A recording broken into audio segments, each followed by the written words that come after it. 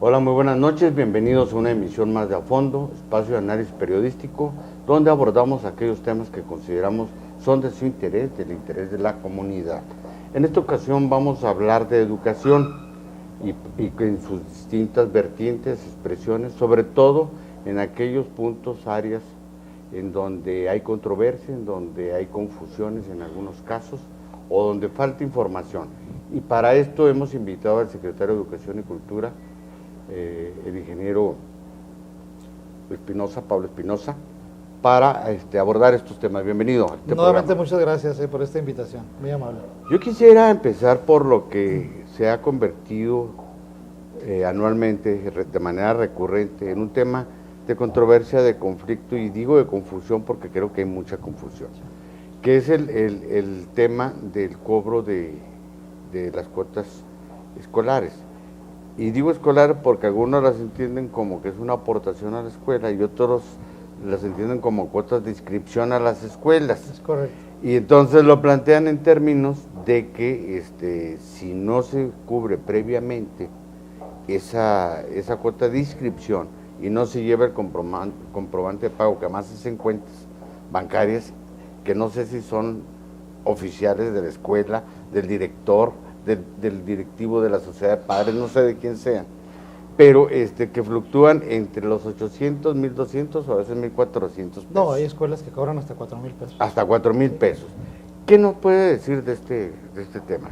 Pero es un tema de frontera, como tú atinadamente lo dices, porque es un tema que de manera inercial ha traído un comportamiento que en veces ha puesto en duda el tema sustantivo que es la gratuidad de la educación. Y creo que es un tema no menor porque precisamente cuando ya se pone a discusión de si el servicio que ofrece el Estado en materia de educación básica tiene esta condición que claramente señala la Constitución, y más de una manera mucho más puntual la reforma educativa reciente, en el que este servicio deberá de prestarse sin ningún condicionamiento, mucho menos de carácter económico. Entonces pone en duda esta agenda tan importante, este esfuerzo más que una agenda que hacemos todos los mexicanos por tener una cobertura prácticamente, y en el caso de Chihuahua, del 98%, 99% de cobertura en atención a los niños que tienen esta edad y que tienen la posibilidad de acceder al servicio de educación básica. Entonces es un tema relevante porque sin duda hay primero un tema muy de inercia, que nos ha venido acompañando desde hace rato, y esta nueva puesta en la mesa de la reforma educativa que lo señala muy claramente. Antes lo decía que era una educación gratuita la que brindaba el Estado, pero no ponía tan en claro el tema de que este servicio deberá tener esa condición, pero además señala muy claramente no podrá estar condicionado por ningún pago, ¿no? Y este ejercicio nos lleva al siguiente planteamiento.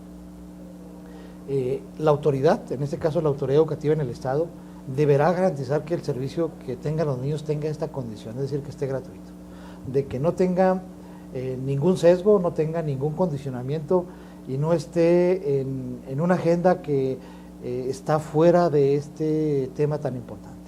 Eso es lo primero que hay que dejar muy puntual. El Estado y la Secretaría de Educación y Cultura va a hacer todo el esfuerzo por garantizar que esta condición se dé, de que si bien hay aportaciones, hay cuotas, que eso es una realidad muy palpable, que esta no esté en ese ejercicio pues de condicionarlo.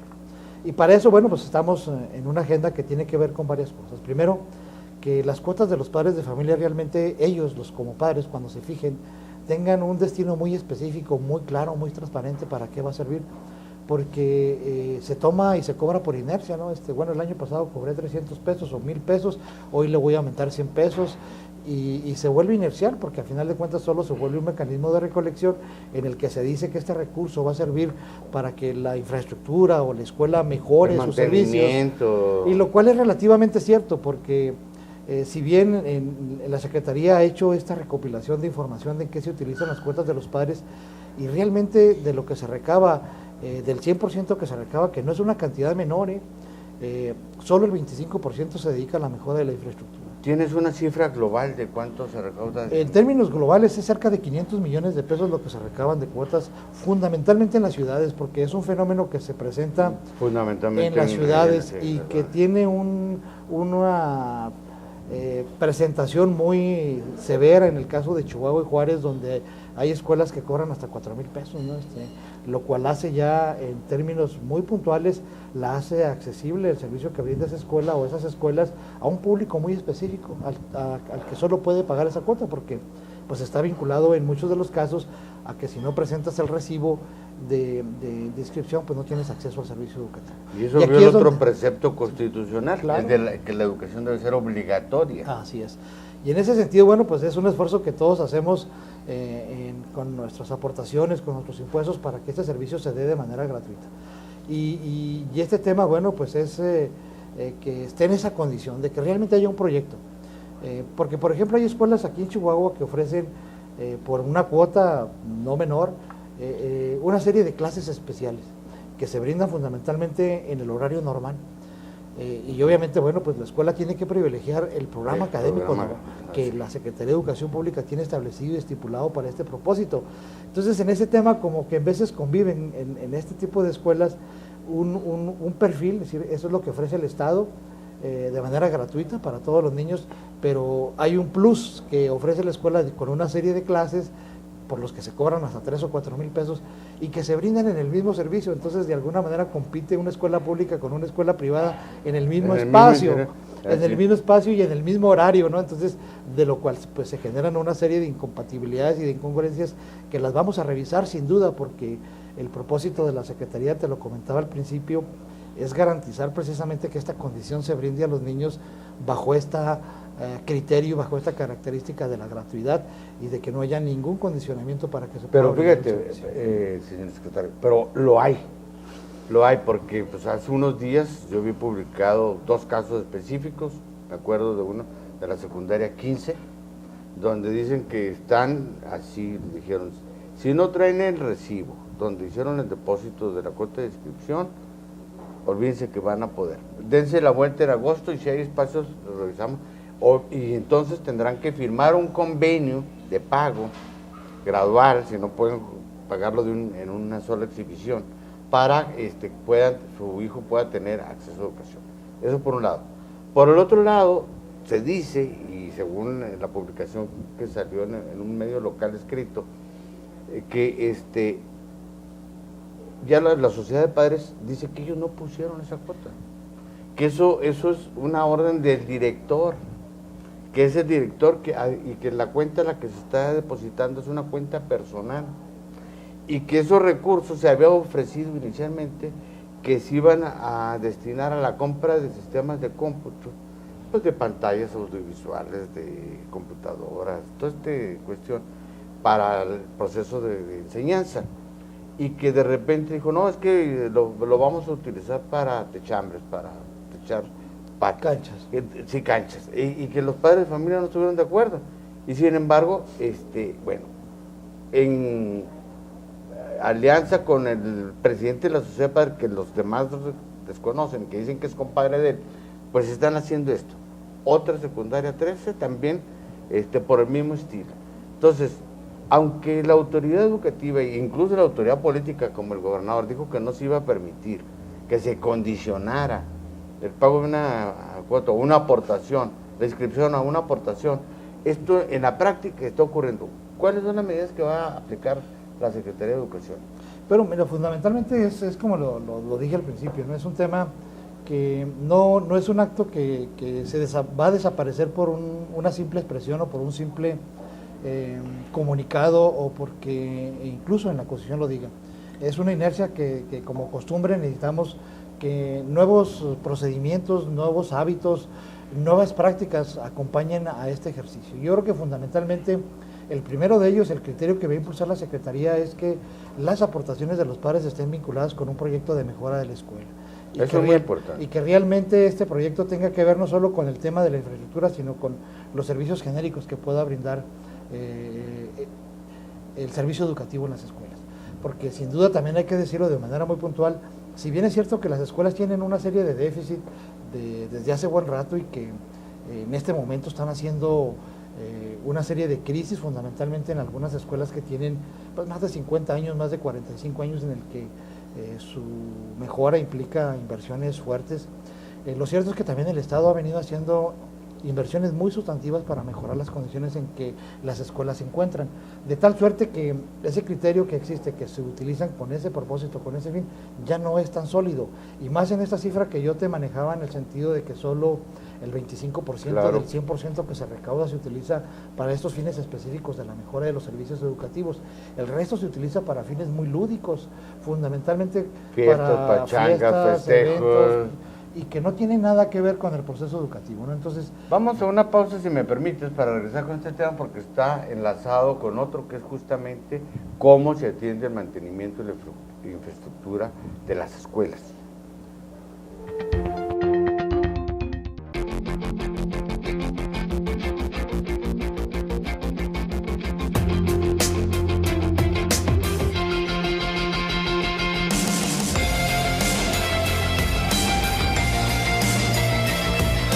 El futuro empieza cada mañana. Trabajando hoy, construimos futuro.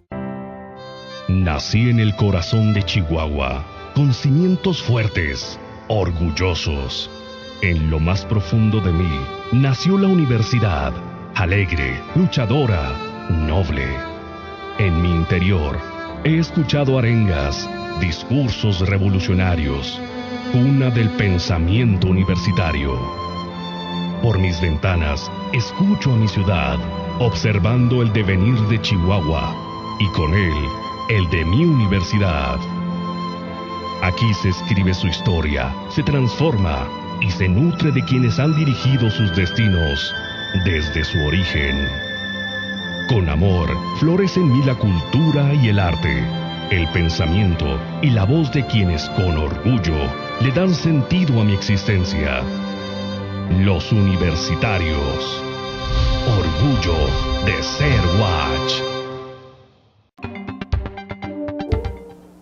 A manera de síntesis, para quienes nos acaban de sintonizar, en el segmento anterior estamos hablando del tema de la cuota de inscripción, que se está cobrando una cuota, y digo inscripción porque se condiciona la inscripción del niño, de la niña, en el nivel básico, a el pago de esa cantidad que se exige, si no, no lo matriculan. Este es el tema.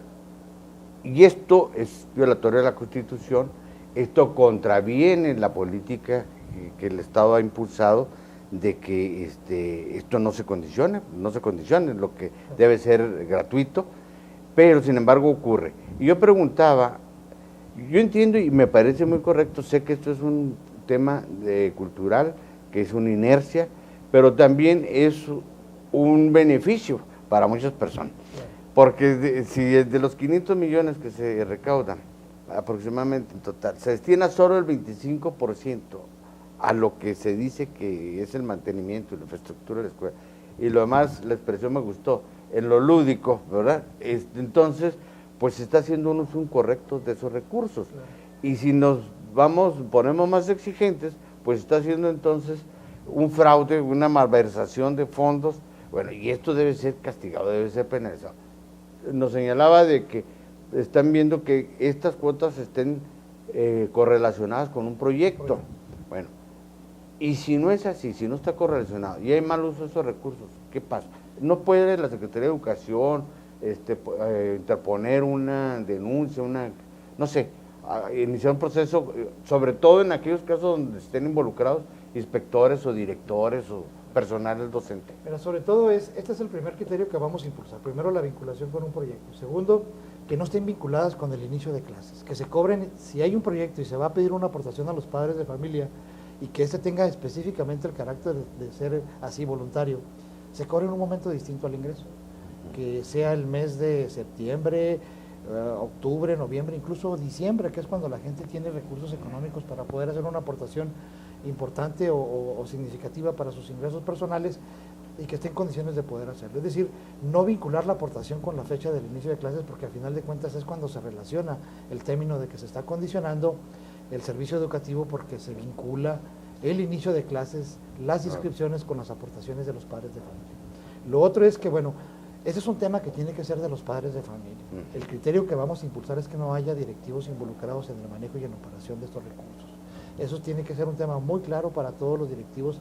Si bien lo hemos dicho de manera discursiva, este ciclo escolar lo vamos a empezar a implementar con revisiones muy puntuales, escuela por escuela, para que este tema esté perfectamente claro de que es una agenda que tiene que ver con la participación importante que tienen los padres de familia en el desarrollo y en la formación de sus hijos y en la participación en la escuela. Y que este proyecto está en esta agenda pues tan importante de su participación. Y de que no sea un tema como lo mencionabas ahorita, en el que es una disposición discrecional en el que autoridades y padres de familia aparentemente pues participan en un hecho que no necesariamente tiene que ver estos criterios de mejora de la escuela ni están en la agenda de un proyecto muy específico. Entonces, esto lo vamos a revisar, claro. También está el punto de que, bueno, hay una agenda de que la Secretaría está en condiciones de garantizar este derecho que tienen los niños y las niñas, y para que cuando se dé estos eventos de condicionamiento, la Secretaría pueda actuar para que podamos hacer la defensa puntual de los derechos de los niños. Eso va a ser un tema en el que la Secretaría no va pues, a dar un paso atrás. Los padres de familia reconocen que la Secretaría ha hecho también en este tema, que es un tema de cultura, de que también confíen en la autoridad, de que la autoridad está en la condición de ayudar y de abonar en ese sentido de que lo que la ley dice se cumpla. Y te dicen algunos, y algunos usan este argumento para justificar este condicionamiento de descripción.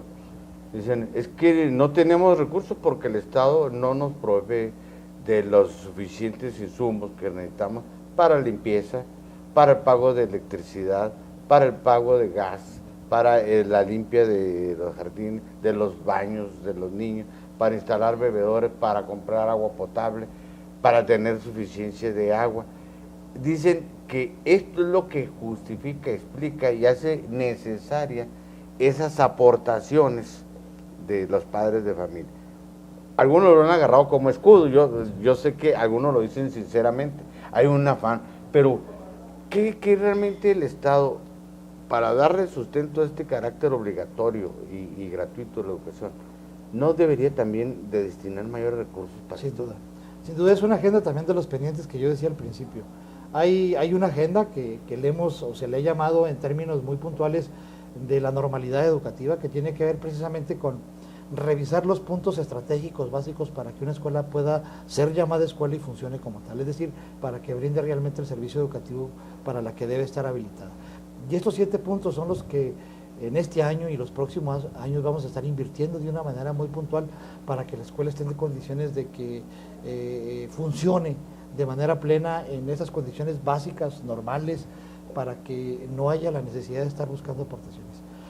Se refiere sobre todo a los temas de la calidad de su infraestructura, está haciéndose una revisión de todas las escuelas. Debo decirte que este año hay un proyecto autorizado para las 800 escuelas que mayor déficit presentaron en cuanto a sus condiciones físicas y materiales para presentar su servicio, que vamos a hacer una inversión extraordinaria junto con el gobierno federal en 800 escuelas que fundamentalmente están en el medio rural y que son escuelas que tienen 1, 2, 3, 4, 5 maestros y que están en condiciones en veces poco dignas para que pueda brindarse el servicio educativo. Va a ser el primer impacto de atención en este nivel, y claro, también lo vamos a llevar a las escuelas del área urbana, que también algunas tienen esas condiciones y que está en este marco de que el Estado haga lo propio, de que la autoridad haga lo propio en el sentido de brindarle a las escuelas los elementos materiales y necesarios para esa tarea. Estamos invirtiendo una cantidad importante de recursos. El tema es que si bien los recursos son finitos y es una cantidad significativa, para nosotros lo que importa no es cuánto, sino en dónde se está gastando el dinero. Y queremos invertir precisamente en esta parte sensible, que es la mejora de la infraestructura, el tema de la conectividad, el tema de su calidad en su infraestructura, en el tema de los baños, en el tema de los bebederos, del agua potable, que es un tema que nos conecta con otra instancia que no es necesariamente la Secretaría de Educación y Cultura, que es una instancia que a veces está administrada por los municipios o por el gobierno del Estado, que son las juntas encargadas de administrar el agua potable, o bien el tema de los servicios de energía eléctrica, que de entrada decirte que ninguna escuela paga la energía eléctrica por sí misma, es una cuenta general que el gobierno tiene con la Comisión Federal de Electricidad y que a través de esta cuenta general el gobierno paga los servicios de energía eléctrica. En algunos casos paga los servicios de conectividad al internet, en otros son los propios padres quienes contrataron con empresas específicas el servicio de internet, porque bueno, el servicio de internet es uno de los principales problemas que tenemos ahora que hubo la reforma en este tema que tenemos con este monopolio, y lo podemos decir de manera clara y abierta, es la mala calidad del servicio que en veces nos brinda, ¿no? Y que obviamente, bueno, pues no necesariamente tiene en veces los servicios que tiene el Estado y distribuidos en su red estatal, pues la posibilidad de brindar un servicio muy de buena calidad para todas las escuelas, pero sin duda un tema importante es que las escuelas tengan conectividad, es otro de los rubros que se están revisando, los espacios comunes, en donde están las canchas, los jardines, todo lo que es la parte que sirve para que los jóvenes realicen sus actividades de carácter extraescolar también es una parte importante. La seguridad de la escuela, la parte administrativa, las oficinas donde se recibe y se atiende a los padres de familia y a los niños. Es decir, hay 7 puntos estratégicos que se van a revisar con el propósito de meterlos en esta agenda de mejora. Y claro, bueno, pues va a llevar primero una agenda de invertirle, de dedicarle una cantidad importante de recursos y un tema de tiempo, porque no se puede hacer todo y al mismo tiempo. Hay una agenda de qué es lo más urgente y que en ese tema está definido en este paquete de las 800 escuelas que te hablaba, y en las 1.100 escuelas que este año estamos rehabilitando. Este año estamos rehabilitando 1.100 escuelas desde impermeabilizar, pintar los baños, los sanitarios, sus sistemas de agua potable, el sistema de calefacción, el sistema de aire acondicionado, es decir, temas relevantes que vamos a reparar en 1.100 escuelas que también tenían un gravísimo problema en su infraestructura, ¿no? Entonces, vamos a una pausa y regresamos con este tema que creo que es de su interés.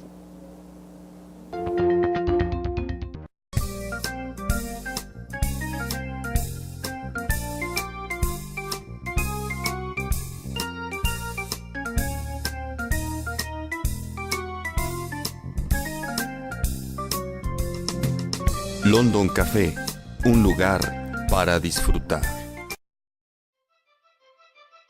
Universidad con historia.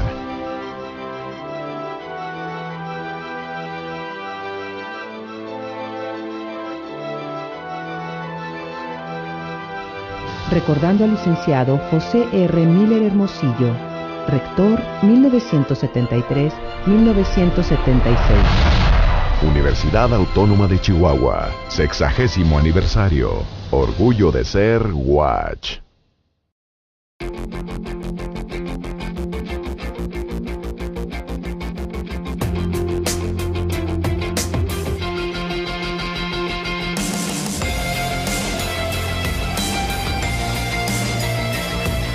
El futuro empieza cada mañana. Trabajando hoy, construimos futuro.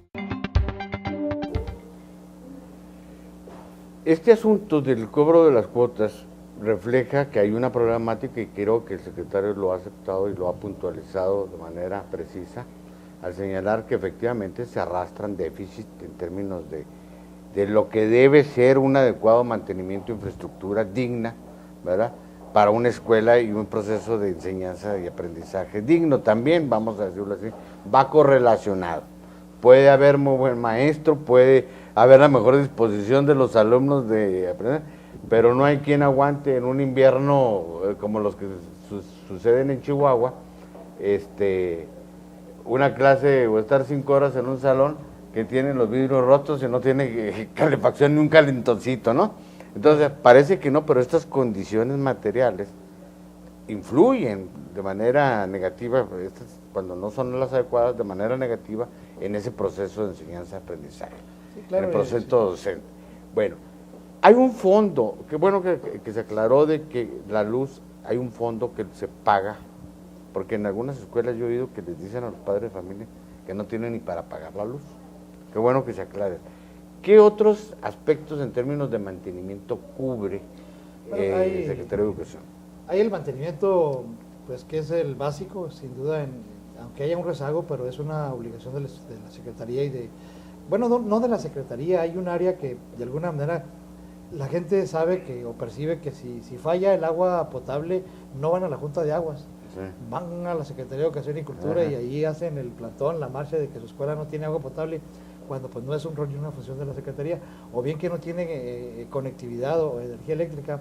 Yo recuerdo una vez que se le preguntaron al gobernador en una escuela porque no tenía luz eléctrica, y bueno, no tenía luz eléctrica porque no había hecho la cometida la Comisión Federal de Electricidad.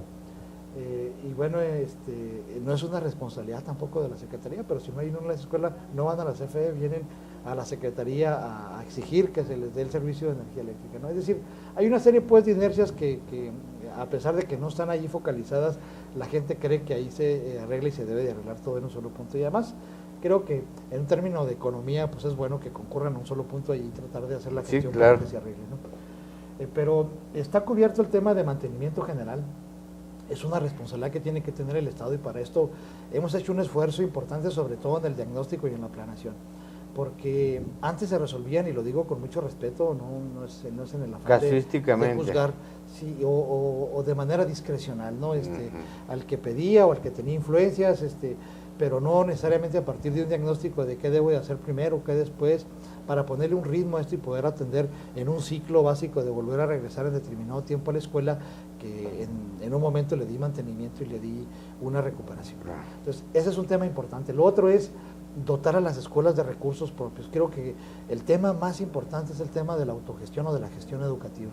Es un tema de confianza que tenemos que tener con los colectivos que están en los centros escolares, y que la autoridad debe de confiarle recursos para que puedan ellos mismos hacer estas dinámicas. Mañana, por ejemplo, vamos a entregar 35,000 pesos a un paquete importante de escuelas para que lo concreten sus proyectos de carácter educativo, que los pueden destinar como atinadamente con muchos que les hemos entregado recursos de manera directa, es decir, los pueden utilizar para pagar el gas, los pueden utilizar para reparar los aires acondicionados, los pueden utilizar para comprar equipo de cómputo, los pueden utilizar para comprar equipo de limpieza. Es decir, hay que hacer un proyecto en qué gastar ese dinero, y si está gastado en ese recurso con ese propósito, pues está bien gastado. Mañana entregamos 35,000 pesos, pero hace 3 meses entregamos 90,000 pesos a un paquete de escuelas que están en el programa de escuelas de calidad, y que son 900 escuelas en el estado. También hace 3 meses más o menos entregamos a casi 500 escuelas 90,000 pesos también para que los gastaran en sus proyectos. Es decir, una de las rutas que debemos de seguir es confiar en este colectivo y entregarles recursos para que ellos sean los propios que los administren y puedan sufragar los gastos fundamentales de operación de las escuelas. Y creo que este esquema es muy positivo, pero demanda indudablemente, desde mi percepción, una adecuada relación y coordinación de 3 entes fundamentales. Y pongo en el vértice de la autoridad educativa, la planta docente y administrativa de la escuela y los padres de familia. Yo creo que ese triángulo, si no se cierra, pues va a haber fuga en este asunto. Y por lo que yo veo, creo que todavía no está consolidado ese triángulo de relación, que genere un triángulo virtuoso, voy a decirlo, claro, en vez de círculo, triángulo virtuoso, para un proceso de autogestión como el que ustedes están impulsando. Porque incluso pues salen los medios y públicamente se dice, no, ¿para qué nos hacemos?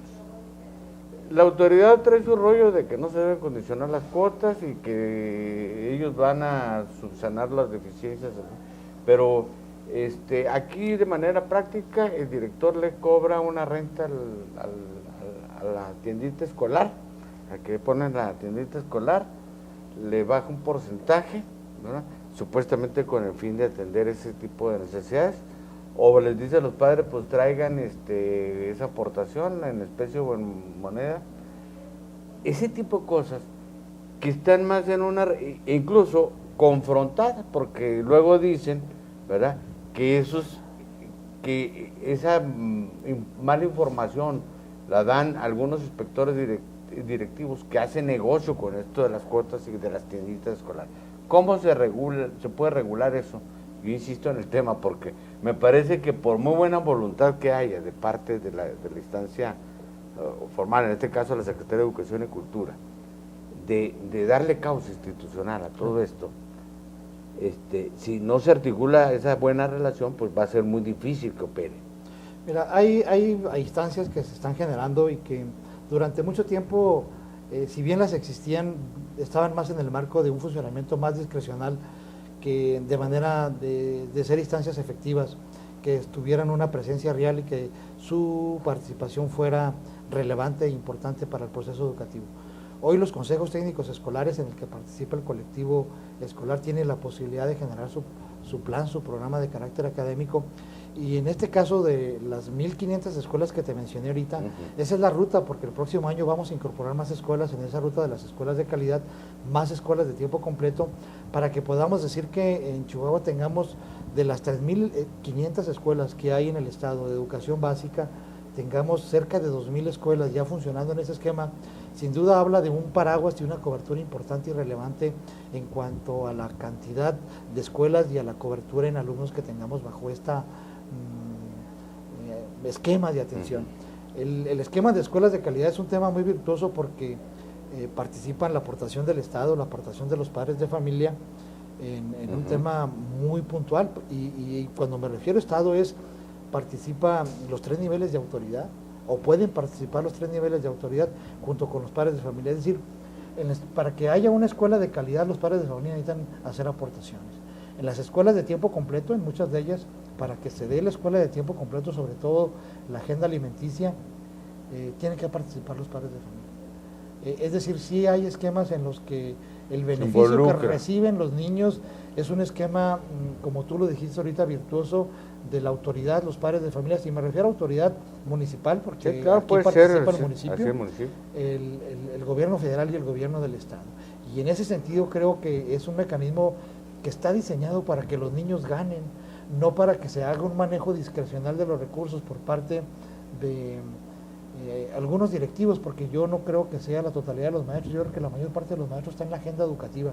Hay sin duda algunos que están manejando este tema, esta tarea en un marco más discrecional que funcional, pero bueno, este es un tema que sin duda esta agenda nos va a permitir estar incidiendo para que esas prácticas cambien y haya una serie de prácticas mucho más participativas en el que veamos a los padres de familia como un elemento estratégico para que podamos atender este tema de la agenda educativa. Y de mediación, y con esta pregunta que te hago desde ahorita para regresar con el tema es, ¿cuál es la relación con el sindicato? Porque esto siempre ha sido un tema, mediáticamente al menos hablando, ¿verdad?, de que hay siempre una lucha de espacios, de poderes, medición de fuerzas entre la instancia administrativa del área educativa y el Sindicato Nacional de Trabajadores de la Educación. Vamos a regresar con este tema.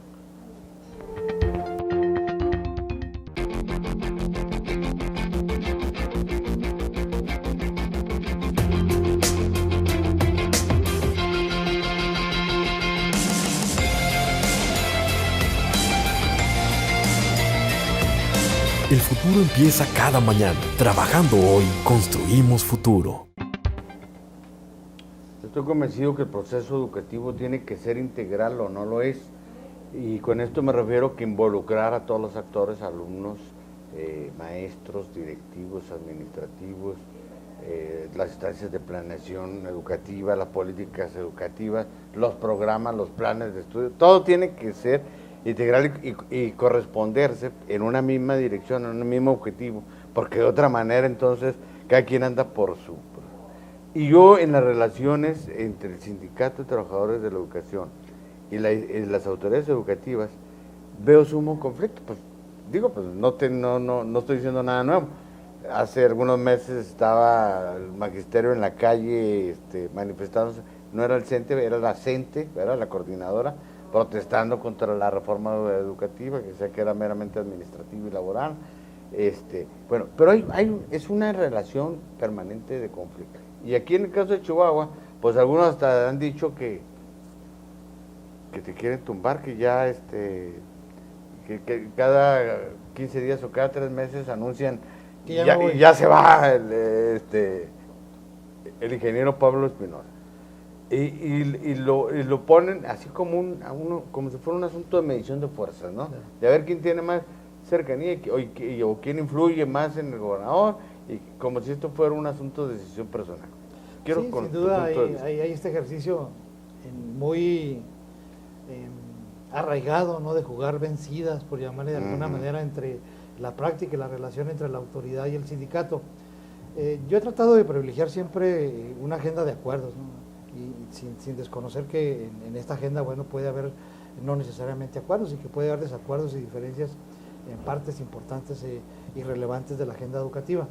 Sin duda, el tema de la reforma educativa es un parteaguas en esta relación. Habla de un antes y un después en el que la sensibilidad debe ser un elemento muy importante para tratar esta nueva relación y estos nuevos roles que le toca a la autoridad y al sindicato. Yo creo que yo tengo la fortuna de que en el caso de Chihuahua, quienes dirigen los sindicatos son personas muy jóvenes y que han entendido que esta etapa de transición que se va a vivir es importante empezar a generar en el acuerdo una serie de mecanismos que nos permitan tener una buena coordinación y una buena relación con el propósito de que el sistema educativo funcione y opere. Y de que obviamente, bueno, pues ellos tienen claro de que una serie de prácticas que han venido existiendo deben de tender a desaparecer de esta agenda y que van a aparecer en una nueva relación que fundamentalmente esté en el esquema de que sean los maestros y los niños los que ganen, ¿no? Una agenda que está muy marcada en el caso del sindicato por cuidar y defender sin duda los derechos que con la aplicación de la reforma se vaya a dar y que ese sea su tema. Y por la parte de la autoridad siendo cada vez más autoridad en el esquema de ir avanzando en lo que de alguna manera, de manera operativa, el sindicato venía atendiendo como parte de las reglas que se tenían de cómo operaba el sistema educativo en el país y en Chihuahua de manera más particular. Entonces, creo que esta agenda que hemos venido construyendo está en ese marco de respetar los nuevos roles que le competen a la autoridad para que pueda recuperar esta agenda tan importante de la rectoría del proceso educativo, ¿verdad? Pues, y ellos empezar a asumir el rol que realmente les compete, ¿no? Sin duda, bueno, pues es una agenda en la que yo siempre he dicho que la educación es complicada fundamentalmente por la cantidad de protagonistas que tiene el área educativa, no solo la parte sindical, que son unos protagonistas relevantes, importantes, estratégicos en el buen funcionamiento de la educación, pero sin duda hay otros protagonistas que también están presentes, desde los que venden libros, desde los que traen programas, desde que traen la solución mágica y que dicen aquí está la solución para que el tema de las matemáticas se resuelva, aquí está la solución para que un programa de inglés funcione. Sin duda es un tema complicado porque existen muchos protagonistas, pero creo que en la percepción de la gente hay el dominio de que un buen secretario es aquel que tiene una buena relación con los sindicatos y un mal secretario es aquel que no tiene una buena relación con ellos. Y creo que la agenda educativa da mucho más que la relación, va más allá de lo que es la relación con los sindicatos. Yo he tratado en mi desempeño, un poco más de un año, en tratar de hacer un esfuerzo pues mediático, por llamarle de alguna manera, por mostrar todas las caras que tiene el sector educativo con el propósito de que muchas áreas que han permanecido invisibles y que la gente no reconoce como parte de la función de la Secretaría de Educación y Cultura se presenten y se vean que todo lo que hace esta área en beneficio de los niños, las niñas y los jóvenes chihuahuenses para que puedan recibir una educación que tiene una ruta sin regreso en el tema de la agenda de la calidad, de la equidad y de la inclusión para que donde esté un chihuahuense, donde haya niñas y niños chihuahuenses puedan recibir este servicio educativo sin ese acondicionamiento, sin esas cortapisas y de manera completa y de manera que le podamos llamar de calidad, ¿no? Aquí es importante decir que sobre todo el rezago en esta agenda que tienen las comunidades indígenas, la parte rural, el esfuerzo ahí es enorme el que tenemos que hacer. Yo recuerdo, y lo menciono como parte de un compromiso que yo hice con una niña tepehuana del municipio de Guadalupe, cuando me pidió que ella quería tener una escuela pues como los demás niños, ¿no?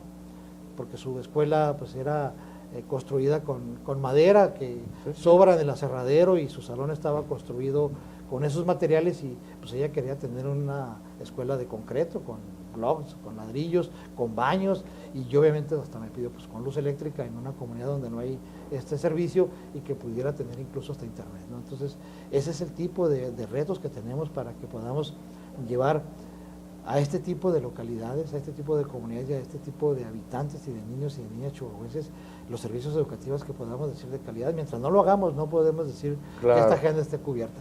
Y fíjate que acabas de tocar un tema que me parece fundamental, porque, estimado televidente, en México, no solo en Chihuahua, sí podemos casi hablar de la cobertura universal en el sistema de enseñanza básica. Casi podemos hablar. Y más, en algunas entidades hasta se sobrepasa el porcentaje, ¿verdad? Es correcto. El 100%. Chihuahua anda en el 98%. Chihuahua está en el global. 98-99% global de global. los niños que tienen edad de recibir De educación recibir básica. educación. Bueno, en eso no. Pero sí tenemos un serio problema en términos de equidad y de calidad. Sin duda.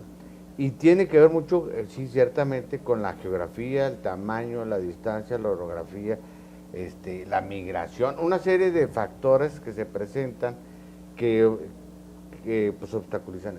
Pero también con una visión que, en mi opinión, fue muy centralista, de privilegiar las capitales o las ciudades grandes en infraestructura educativa y las comunidades rurales alejadas, pues prácticamente no se atendieron. Yo daba un dato que lo consulté ahí en el Plan Nacional de Educativo, en donde señala que, por ejemplo, muchos se les hace mucho, dicen, Chihuahua, de los 67 municipios, en 57 no cuentan con escuelas de enseñanza media y superior. Y sí, pues sí es cierto. Y justamente una política que están impulsando es llevar bachilleres, llevar universidades tecnológicas a esas, para que la gente no tenga que emigrar. Pero esto plantea otro problema. El cuello de botella, esa es mi percepción, está en el nivel medio y superior. Y aquí se ha impulsado una política, y yo escuché hace unos días hablar de la bandera blanca, que se me hace... Porque hay una diferencia entre el número de solicitudes que tú atiendes en los distintos niveles de educación, y otra cosa muy distinta es hablar de la cobertura universal, porque eso sí tendría que ver con el núcleo poblacional que en esa edad debería estar estudiando, no con aquel que lo solicitó. Pero incluso fragmentadamente de los que solicitan, no tenemos aún la suficiencia para cubrir eso. ¿Te parece que regresemos a conclusiones con este tema? ¿Cómo andamos en la cobertura de la educación media y superior?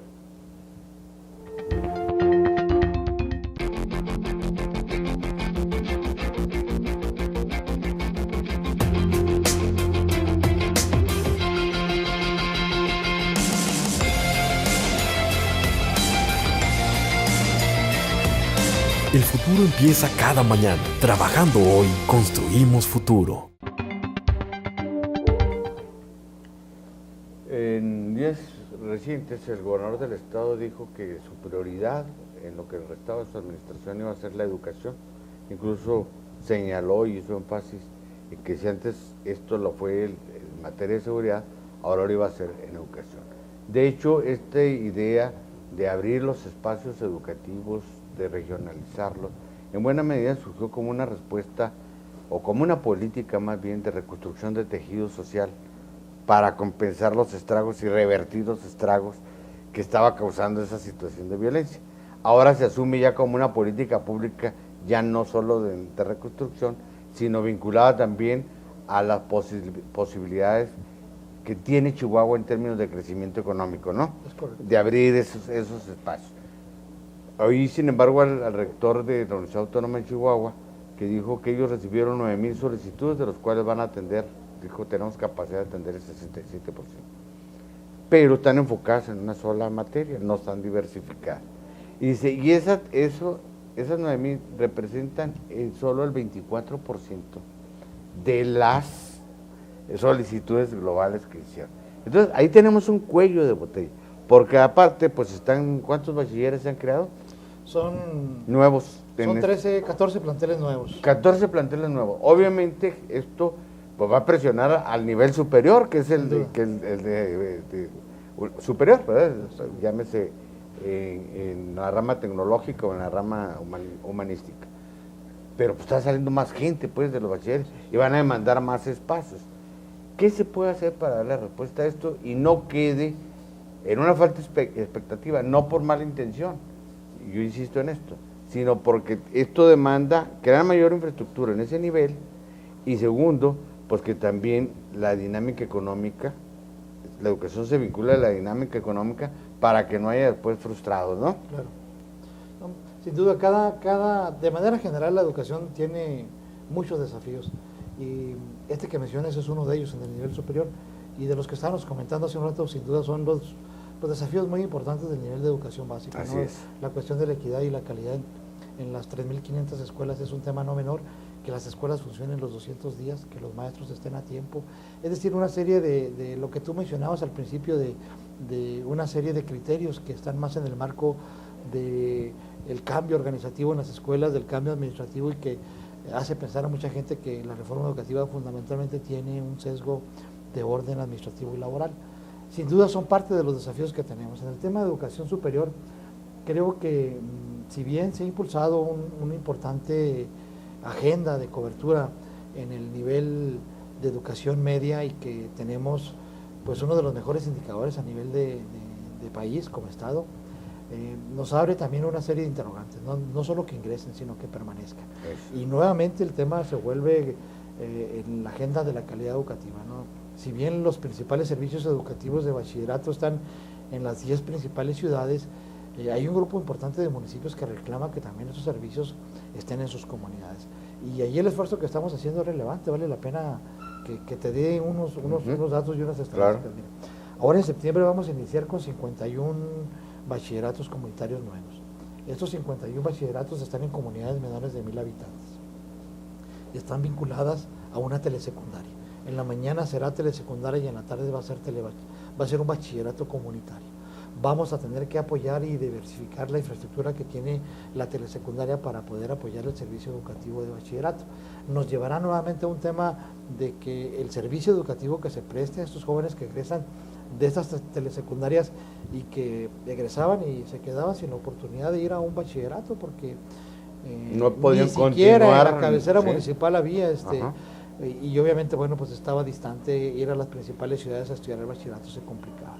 Ahí hay una cantidad importante no solo de gente que está egresando, sino de rezago que son estudiantes que egresaron hace 2, 3 o más años y que no tuvieron la oportunidad de ir al bachillerato. Entonces esta va a ser una oportunidad importante para atender ese rezago y por darle esa fortaleza a un sistema educativo chihuahuense que tiene como característica atender un tema importante que es la equidad. Y claro, el reto de la calidad del servicio pues es un tema no menor también que tengamos que llevar para que esté también en esas condiciones, no solo aperturar un centro educativo por cumplir y porque haya llenar el salón y que se ocupe y decir que tenemos una mayor cobertura que el resto del país, sino que pues el servicio que se pueda brindar estemos también en condiciones de avanzar. Por eso mucho de la ruta, aunque puede haber muchas para que el sistema educativo mejore, creo que la que hemos escogido de que incorporemos los planteles al Sistema Nacional de Bachillerato para que sean los jóvenes el que, si bien en una uniformidad del servicio educativo le podamos brindar que lo que estamos brindando en el colegio de bachilleres, en el CONALEP, en los bachilleratos comunitarios o en los bachilleratos interculturales, podamos decir que estamos hablando de una educación que se está brindando con los criterios de calidad similares a cualquier plantel que esté ubicado en una ciudad y que esté ubicado en un área de una comunidad indígena, por ejemplo, ¿no? Entonces, esto es relevante plantearlo porque es el reto fundamental. En el caso de la educación superior, por mucho tiempo creo que las instituciones, y lo digo con mucho respeto porque al final de cuentas cada una de ellas tiene una respuesta muy positiva en torno de que la educación superior que está brindando tiene siempre una respuesta a su perfil de egreso específico que buscan los alumnos. Pero aquí es importante sostener que desde hace buen rato no se aperturan carreras en Chihuahua, ¿no? Necesitamos iniciar una serie de análisis, de estudios que nos lleven, sobre todo con el mundo del empleo, a generar esta relación con el propósito de hacer nuevas propuestas, ¿no? Y de hacer los cambios que sean necesarios. Mira, por ejemplo, en el caso de la medicina, de manera recurrente solo la medicina alópata la que ofrecemos, ¿no? Le digo mucho respeto para Claro. esa persona. Pero hay otras actividades, la medicina homeopática que se puede aperturar como existen otras instituciones y que otra alternativa y otra manera de atender a la salud pueda ser incentivada y promovida, ¿no? No solo la medicina alópata que se ofrece como parte formativa y que tengamos, por ejemplo, ese tipo de prácticas, ¿no? De incorporar nuevas carreras que diversifiquen la formación y la posibilidad de atención de las necesidades de la comunidad y de la gente, ¿no? En el caso de las licenciaturas muy administrativas o del derecho, por ejemplo, vamos a aperturar este año con la Fiscalía las 3 carreras que tiene la Fiscalía las vamos a aperturar al público, en el sentido de que muchos de los que quieren ser abogados finalmente pues terminan como parte importante de la operación del sistema de justicia en Chihuahua. Y esto cuando lo Y que anuncian, no fueron preparados para eso, entre no, paréntesis, además, si ve, su currícula no correspondía a ese sistema. entonces, en ese sentido le va a dar una mayor pertinencia a la formación que reciban esos jóvenes, porque sin duda muchos de los abogados van a terminar o terminan en esta relación que se tienen con la prestación de los servicios de justicia en el Estado, ¿no? Entonces, eso es un tema relevante porque de alguna manera hablamos de que son 3 nuevas carreras para abrirlas al público en Chihuahua con el fin específico de apoyar y de abonar a esta alta demanda que tienen determinadas carreras, porque precisamente pues no hemos aperturado nuevas carreras, ¿no? El gobernador decía en una charla en corto con directivos, dice, bueno, hay una alta demanda en la agenda de minería y hay una escuela de minería que pues siempre recibe solo a un número muy determinado de jóvenes, cuando bueno, la demanda del sector es mucho mayor, ¿no? Entonces, y además con otras especializaciones, no solamente como ingenieros mineros o geólogos, Claro. sino con otras especializaciones distintas, ¿no? Entonces, sí hay la necesidad de revisar la oferta que estamos haciendo a los chihuahuenses y que podamos incorporar una serie de nuevas especialidades o actividades académicas de carácter formativo que nos lleven a atender lo que Chihuahua está demandando en este momento, ¿no? Y que esas carreras que están saturadas, pues le demos una salida de nuevas formaciones, ¿no? Porque además, y con esto yo cierro mi reflexión, yo creo que esta correspondencia de los ciclos educativos en cada nivel, pues tiene que orientarse en un mismo sentido, porque si en una se dinamiza y en otra se frena, pues entonces se forman esos cuellos de botella, ¿no? Está bien que se abran espacios, pero siempre pensando en términos de la eficiencia terminal de la carrera. Es decir, y con eso, cuando digo eficiencia terminal no me refiero a que, como muchos piensan, que salen y van a conseguir fácilmente trabajo y van a ganar el gran dinero. No, me refiero a que haya la corresponsabilidad con la vocación, que haya la oportunidad de ejercer lo que estudiaron, de realizarse lo que estudiaron y seguir especializándose. Porque creo que ese es el reto que sigue, ¿no? Sin duda, yo creo que esto, hay 2 instancias de participación de las instituciones de educación superior en el que esta planeación debe darse y darse en una excelente coordinación con el propósito de que se genere pertinencia, pero también de que se generen mecanismos de colaboración. Yo creo que uno de los principales retos y desafíos que tenemos en el nivel de educación superior es que éstas dejen de funcionar como si fueran islas, ¿no? No solo internamente, porque en veces esta capacidad que tiene una institución educativa se ve limitada por esa correlación de las fuerzas internas que están en sus espacios directivos y carácter académico y que en veces le permiten mostrar realmente sus fortalezas y mostrar esa vitalidad que puede y debe de tener una institución educativa y que en veces las amorcillan, para utilizar una expresión coloquial, y que impiden que realmente brinden un servicio de manera plena a los chihuahuenses, ¿no?